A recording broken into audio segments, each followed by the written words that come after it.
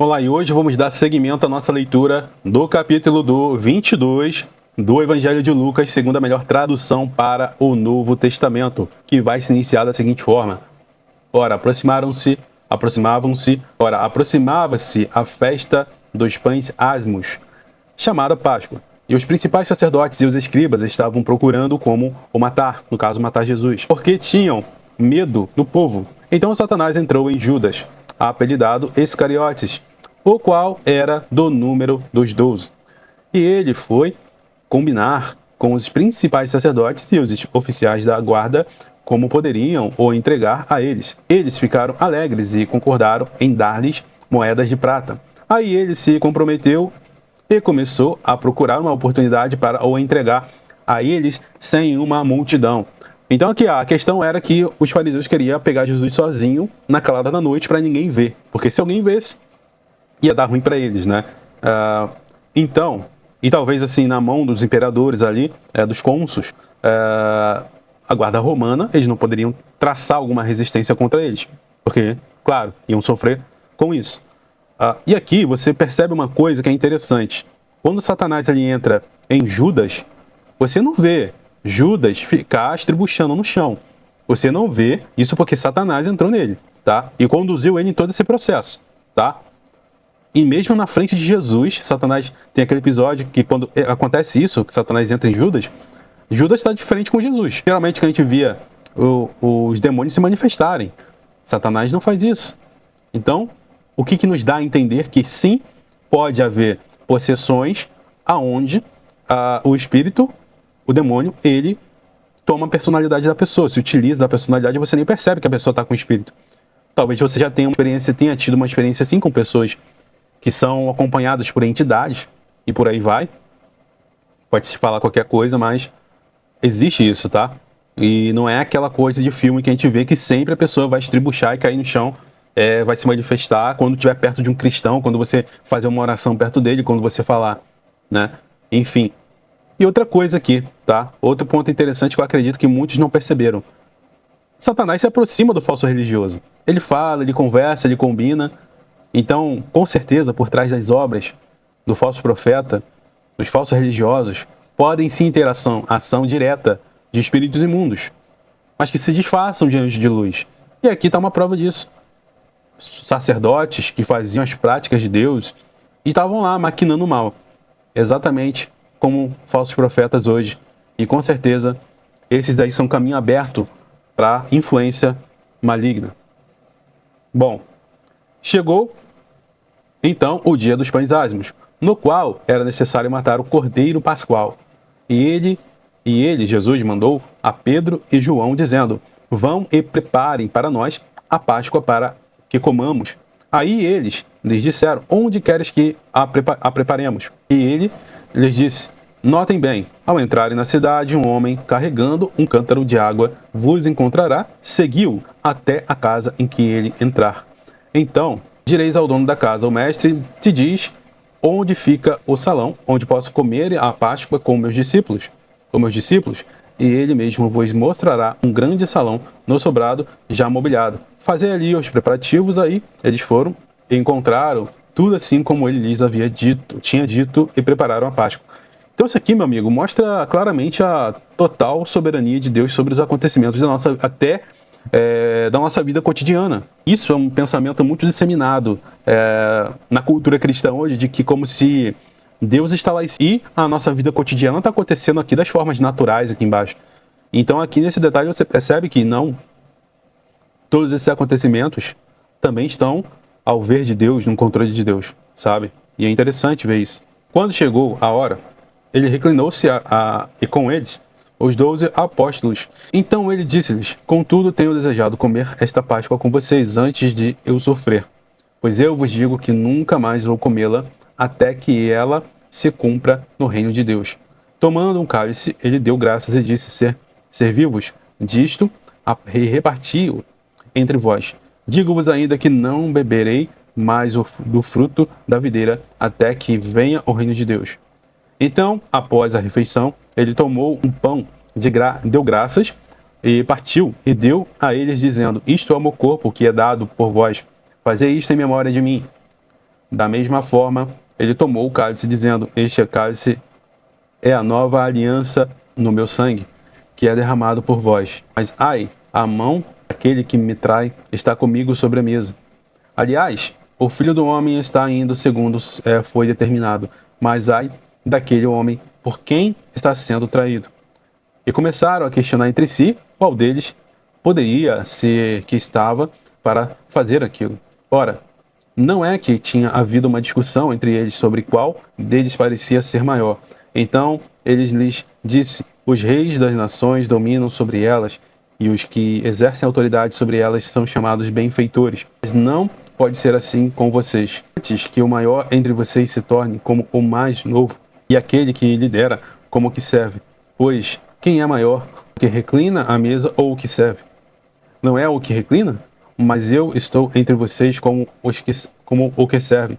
Contudo, vocês são os que têm permanecido comigo nas minhas provações. E eu vos ortogo o reino, assim como meu pai ortogou a mim, para que possais comer e beber à minha mesa, no meu reino. Também vocês vão sentar em tronos, julgando as 12 tribos de Israel. Então o Senhor disse: Simão, Simão, eis que Satanás vos pediu para vos peneirar como trigo, mas eu orei por ti, para que a tua fé não acabe por completo. E tu, quando te recuperares, fortalece teus irmãos.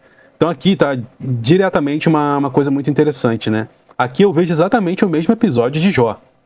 Se você reparar bem aqui, o que acontece lá em Jó? Não é Satanás e Deus entrando naquele embate sobre a justiça de Jó. Deus fala que Jó era fiel, era um servo justo na terra.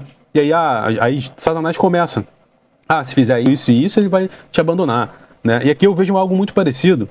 Ou seja, Satanás pedindo a Deus para peneirar a Pedro como trigo. Imagina então o que ele está fazendo hoje, né?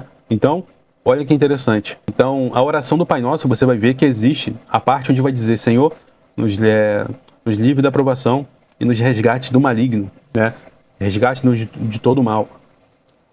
E aí, você percebe aqui algo interessante, que eu acredito que continua acontecendo.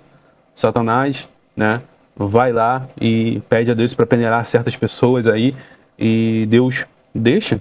E aqui Jesus está sendo bem claro que isso ia acontecer e que isso talvez afetaria profundamente a vida de Pedro. Então você vê com essa dinâmica espiritual com a nossa vida cotidiana, e justamente isso aconteceu com Pedro. A gente vê o que acontece ali, né? Justamente. E justamente isso também faz o próprio Pedro perceber, porque ele se comprometeu com Jesus, mas tinha sido ali da boca para fora, na verdade, né? Ao ponto que ele fala que, não, eu vou contigo, Senhor, até o fim, eu vou morrer, se for preciso morrer. E quando veio de fato ali a aprovação, ele vai e declina, né? Não consegue. E posteriormente, no Evangelho de João, a gente vai ver aquele episódio que Jesus pergunta para Pedro 3 vezes se ele ama a Jesus. Ele fala: sim, Senhor, e depois ele se entristece, realmente traz essa lembrança a Pedro dele ter negado a Jesus. E ele fala, né: apazigua, cuide das minhas ovelhas. E eu vejo aqui esse link justamente com essa passagem que Jesus está falando: quando você se recuperar, te fortalece teus irmãos. Interessante isso. E é bom a gente refletir nisso aqui. Verso 33, mas ele disse a ele, olha o que o Pedro vai dizer: Senhor, estou pronto para ir contigo, tanto para a prisão como para a morte. Aí ele disse: digo-te, Pedro, nenhum galo pode cantar hoje antes que tu negues 3 vezes que me conheces.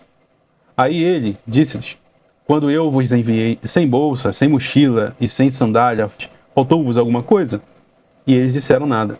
Então ele disse-lhes: mas agora, quem tem bolsa deve levá-la, bem como mochila, e quem não tem espada deve vender e comprar a sua espada, a sua capa e comprar uma.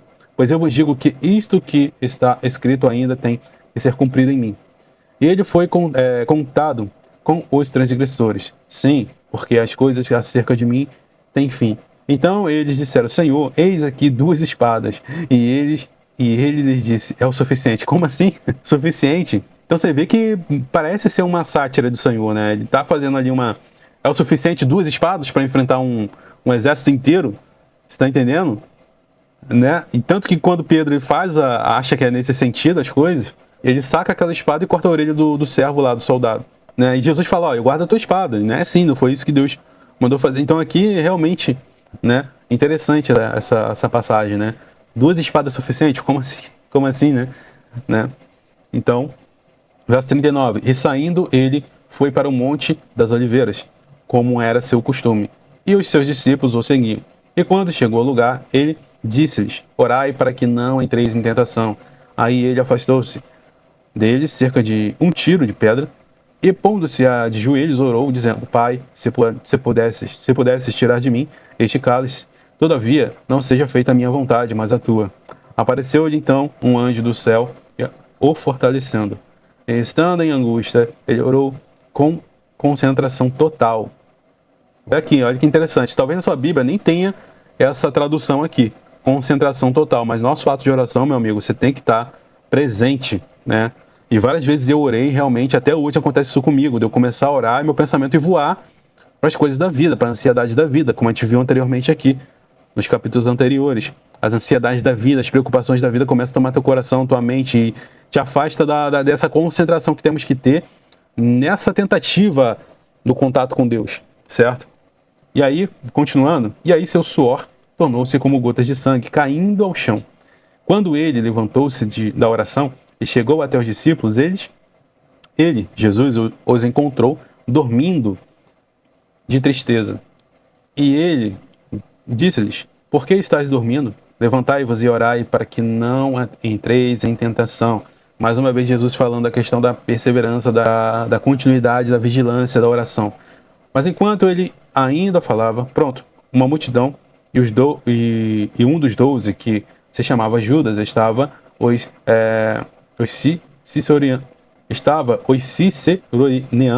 ciceroneando, que se aproximou de Jesus para beijá-lo. Ele tinha lhes dado este sinal, quem eu beijar é ele. Aí Jesus disse a ele, Judas, tu estás traindo o Filho do Homem com um beijo? Ao verem o que estava para acontecer, os que estavam com ele, lhes disseram, Senhor, devemos atacar com espada? E um deles feriu, no caso Pedro, né? O servo do sumo sacerdote decepou-lhe a orelha direita. Mas Jesus reagiu dizendo, permitam ao menos isto.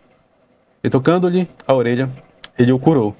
Então Jesus disse aos principais sacerdotes, oficiais da guarda e anciãos que tinham vindo contra ele, veste com espadas e clavos contra um bandido?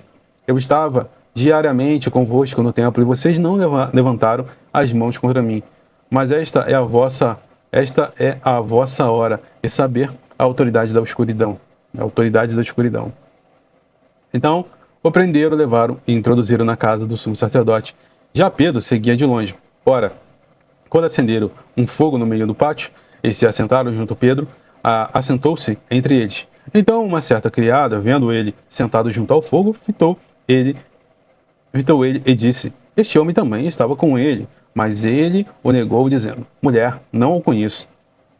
E um pouco depois, um outro viu e disse, tu também és um deles. Mas Pedro disse, homem, não sou. Cerca de uma hora mais tarde, um outro começou a insistir, certamente este sujeito também estava com ele, pois também é galileu. Mas Pedro disse, homem, não sei do que estás falando. Imediatamente, enquanto ainda falava, um galo cantou. Aí o Senhor virou-se e olhou diretamente para Pedro. Então Pedro lembrou-se da palavra do Senhor, como lhe havia dito. Antes um galho cante, tu me negarás 3 vezes. E saindo para fora, ele chorou amargamente. Pois é. Os homens que estavam vigiando Jesus começaram a caçoar dele, batendo nele, após vendar-lhes os olhos, eles batiam no rosto dele e perguntavam, dizendo, profetiza, quem foi que te bateu? E proferiram contra eles muitas outras palavras de insulto. Ao amanhecer, reuniu-se o presbitério, tanto os principais sacerdotes como os escribas, e o conduziu a seu conselho, dizendo, se tu és o Messias, dize-nos. Mas ele disse-lhes, se eu vos disser absolutamente, não ireis crer. Se eu também fizer pergunta absolutamente, não me respondereis nem me soltareis. De agora em diante, o Filho do Homem estará assentado à direita do poder de Deus. Aí todos disseram, pois então, tu és o Filho de Deus? Aí ele disse-lhes, vocês o dizem, porque eu sou. Talvez na sua Bíblia deve estar diferente, né? Vocês dizem que eu sou, mas a tradução mais exata, realmente, Jesus está afirmando, tá?